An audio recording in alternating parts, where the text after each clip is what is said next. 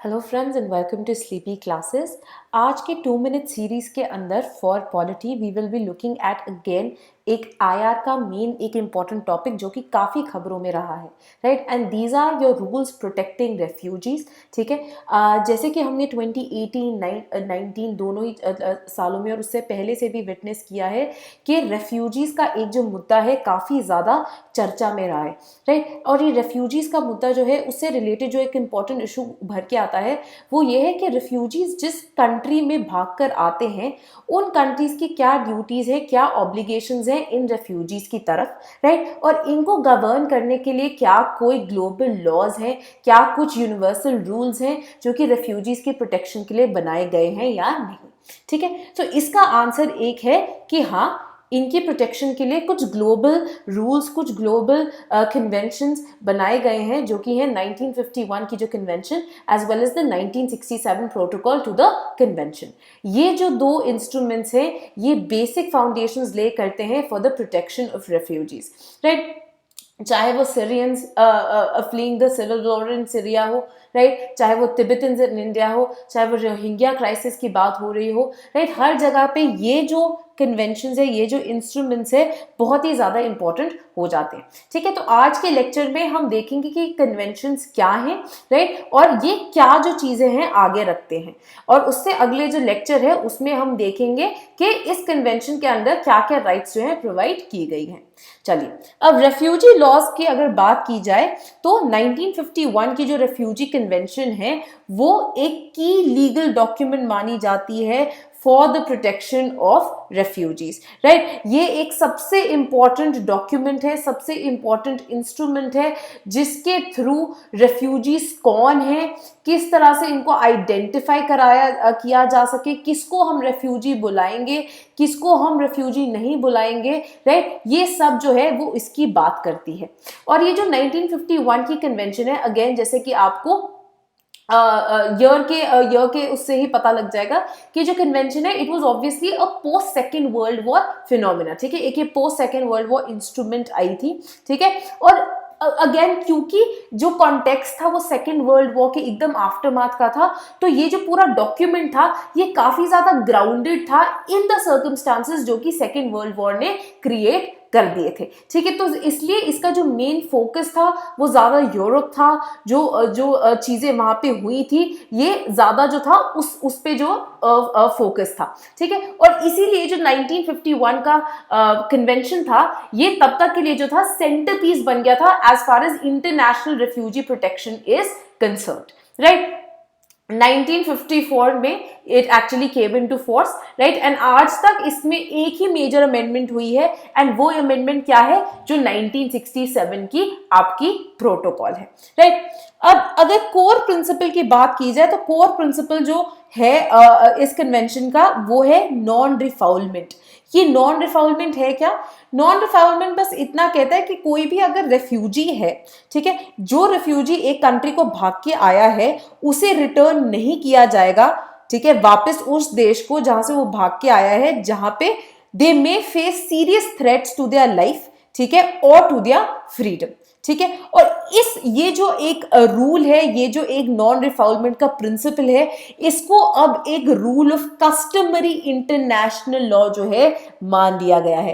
Customary international law क्या है? जिस तरह से फॉर एग्जांपल हम पार्लियामेंट में बात करते हैं कि हर चीज जो है पार्लियामेंट या के हाउसेस के रूल्स ऑफ बिजनेस में नहीं लिखी होती, काफी चीजें क्या है कन्वेंशन से चलती आ रही हैं। ठीक है, ऐसा एक ऑलमोस्ट एक ट्रेडिशन टाइप बन गया है वो, जो वो चलता आ रहा है। उसी तरह जो कस्टमरी इंटरनेशनल लॉ है ऑलमोस्ट एक कन्वेंशन बन गया है, एक प्रिंसिपल बन गया है, एक कस्टम बन गया है, बिकॉज एक इसको एक बेसिक प्रिंसिपल माना जाता है as far as taking care of the humanity is concerned, right. So now this is become a part of the customary international law. अब जो यूएनएचसीआर है, राइट, जो आपका United Nations High Commissioner for Refugees है, right. So UN के premise के अंदर ये यूएनएचसीआर को जो है बना दिया गया है, डेजिग्नेट कर दिया गया है as the guardian of the 1951 convention, और इसकी 1967 की जो प्रोटोकॉल आई है।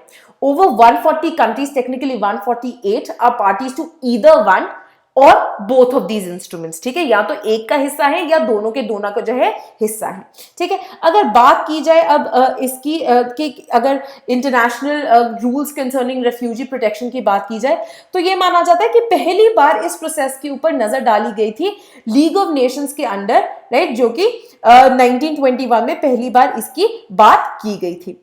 जुलाई 1951 में जाके एक डिप्लोमेटिक कॉन्फ्रेंस के अंडर जो कि जेनेवा में हुई थी, ये जो 1951 की कन्वेंशन है इसको अडॉप्ट कर दिया गया था, जिसका नाम status of refugees the 1951 convention जो है उससे बोल दिया गया था, जिसको लेटर अमेंड किया गया बाय द 1967 प्रोटोकॉल, ठीक है। अब जैसे कि हमने पहले भी बात की, जो आपकी 1951 की कन्वेंशन थी वो मोर और लेस लिमिटेड थी यूरोप और उसके सर्कमस्टांसेस के आफ्टरमाथ पे, ठीक है। तो इसलिए 1967 की जो प्रोटोकॉल है वो बहुत ज्यादा क्यों इंपॉर्टेंट हो गई, क्योंकि दोनों ही temporally as well as geographically जो आपकी 1967 की प्रोटोकॉल है उसने 1951 की जो कन्वेंशन है उसको एक्सपैंड कर दिया, राइट। क्यों? क्योंकि जो 1951 की कन्वेंशन थी ओरिजिनली वो सिर्फ जो पर्सन्स फ्लीइंग इवेंट्स जो कि, ठीक है, इन यूरोप में जो इवेंट्स हुए हैं उनसे भाग रहे थे ऐसे लोग विद रिगार्ड टू इवेंट्स जो कि 1 जनवरी 1951 से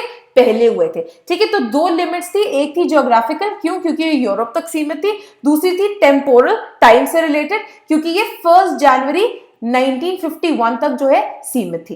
इन दोनों चीजों को हटाने के लिए आपकी 1967 की प्रोटोकॉल आती है जो कि बाकी जो डिस्प्लेस लोग हैं अराउंड द वर्ल्ड आफ्टर 1951 उनकी भी बात करती है, ठीक है। और प्रिंसिपल्स कौन से मेन है इसके अंदर? पहला है नॉन डिस्क्रिमिनेशन, ठीक है, रेस, जेंडर, रिलीजन, सेक्स, इसके बेस पे जो है आप किसी के अगेंस्ट डिस्क्रिमिनेट नहीं करोगे among the refugees who are fleeing from their country.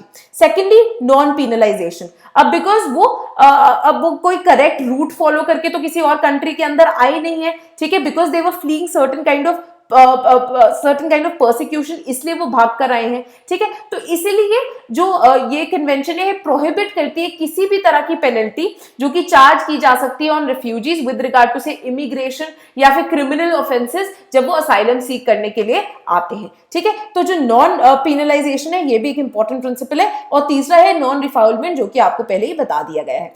Again with regard to the same कुछ मिनिमम स्टैंडर्ड्स ऑफ ट्रीटमेंट जो है फॉर रिफ्यूजीज ये प्रॉमिस किए जाते हैं, ठीक है, कि कुछ एक मिनिमम फेवरेबल ट्रीटमेंट जो है इनको मिलना चाहिए, ठीक है। साथ ही साथ में इसके साथ जो है एक बहुत इंपॉर्टेंट चीज है called the refugee travel document, ठीक है। एक रिफ्यूजी ट्रैवल डॉक्यूमेंट जो है वो इनको दिया जाता है which is almost like a passport, ठीक है। फॉर एग्जांपल इंडिया में भी अगर बात की जाए ना तो यूएनएचसीआर के जो इंडिया ऑफिसेज है वो ये काम करते हैं। और इस डॉक्यूमेंट को वाइडली जो है हम नैन्सन पासपोर्ट इसको बुलाते हैं। जैसे अगर हमने बात की थी कि 1921 में पहली बार रेफ्यूजीज को लेकर चर्चा हुई थी और ये जो आइडेंटिटी डॉक्यूमेंट था ये डिवाइस दिया गया था by the first commissioner for refugees who was your Fridtjof Nansen 1922 में उन्होंने इसकी बात की थी, इसको कंसीव किया था।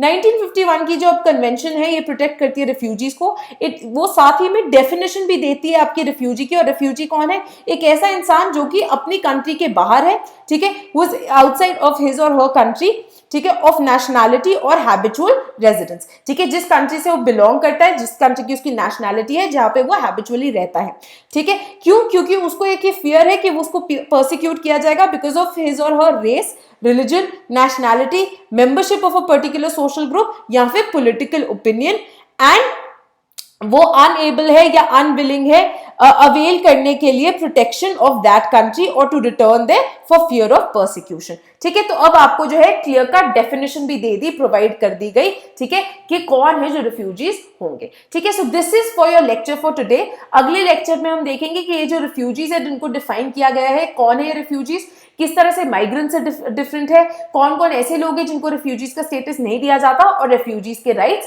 क्या है, right. Thank you and see you in the next lecture.